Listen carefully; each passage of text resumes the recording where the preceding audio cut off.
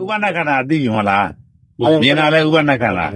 ကြားတာနာနာသားတာလဲဥပနာခန္ဓာသိတာလဲဥပနာခန္ဓာသိတာလဲဥပနာခန္ဓာဒါပဲသိလို့ရတယ်အဲ့ကြောင့်ဥပနာခန္ဓာလဲ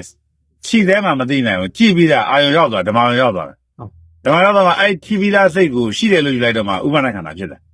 အာငါထိတာလို့ယူတာဥပနာခန္ဓာဖြစ်တယ်အဲ့ဒီအရာကြီးကတခြားလားအာယုံကြီးလား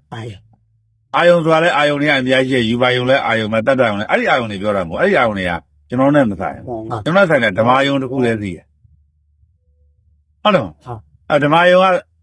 ဖြစ်နေနေတဲ့တရားလားဖြစ်ပြီးပြည့်ပြီးတဲ့တရားလားဖြစ်ပြီးဖြစ်ပြီးပြည့်ပြီးတဲ့တရားတော့ကျွန်တော်သိသေးတာမဟုတ်ဘူးမနောကဥပါဒဏ်နဲ့ပေါင်းပြီးမှကျွန်တော်သိရပေါ်လဲဖြစ်တယ်ဆိုတော့ပေါင်းပြီးတာပဲ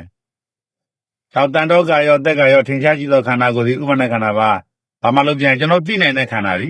ဥပနာခန္ဓာပါပိဿခန္ဓာဆိုတာအပြောပဲရှိရလက်တွေ့သိနိုင်တဲ့အထက်မှာမဟုတ်ဘူးမျက်စိအာယုံနဲ့မသိနိုင်ဘူးနားအာယုံနဲ့လည်းမသိနိုင်ဘူးနှာခေါင်းအာယုံနဲ့လည်းမသိနိုင်ဘူးပရဝတ်အာယုံနဲ့လည်းမသိနိုင်ဘူးတကယ်ဖြစ်တဲ့အာယုံပေါ့မသိနိုင်ဘူးဆိုတာရှိတယ်လို့တော့သိတာပေါ့ပြစ္ဆုတ်ပန်တဲ့တဲ့မှာအရှုခံနေနဲ့မသိနိုင်ဘူးလို့ပြောတာအရှုခံနေနဲ့ကျွန်တော်တွေးမြင်ရတဲ့အာယုံတွေကတခြားလားဓမ္မယုံဓမ္မယုံသိမှအာယုံသိအဲ့တော့သိကြတွေကအာယုံဥပနာခန္ဓာအဲ့မှာသိကြပိဿခန္ဓာဆိုသိပြီးခင်ဗျာတကယ်ဒီအာယုံကိုသိတော့အာယုံမသိတော့ဘူးအာယုံကိုတကယ်သိပြီဆိုရင်ဥပနာခန္ဓာမှာတော့သိလို့မရပါလားဥပနာခန္ဓာသာလဲအာယုံအဲ့ဒီအာယုံဘာယုံတတ္တယုံတွေပြောတာတကယ်ဖြစ်တဲ့အာယုံတွေပြောတာမဟုတ်ဖြစ်ပြီးပြက်ပြီးတဲ့ဓမ္မယုံတွေသာလဲသိပါတယ်လို့သိမှခင်ဗျာ